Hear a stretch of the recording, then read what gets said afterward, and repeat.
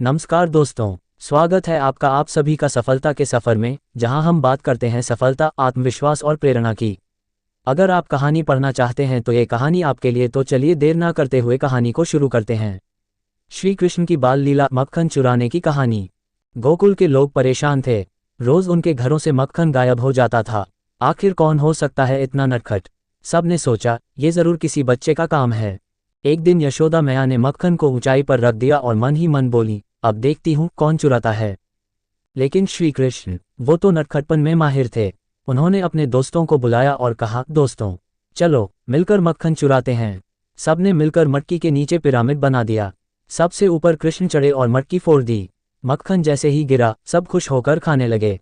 तभी यशोदा मैया वहां आ गईं। उन्होंने गुस्से में पूछा, कन्हैया, ये क्या किया? कृष्ण ने अपनी मासूम आंखों से मैया को देखा और बोला, मैया, मुझे भूख लगी थी। मक्खन तो सबका है ना? यशोदा हंस पड़ी और बोली, तू सच में बड़ा शरारती है कान्हा। इस तरह कन्हैया का नटखटपन सबके दिलों को खुशी से भर देता था। श्री कृष्ण की बाल लीला, मक्खन चुराने की कहानी। गोकुल के लोग परेशान थे।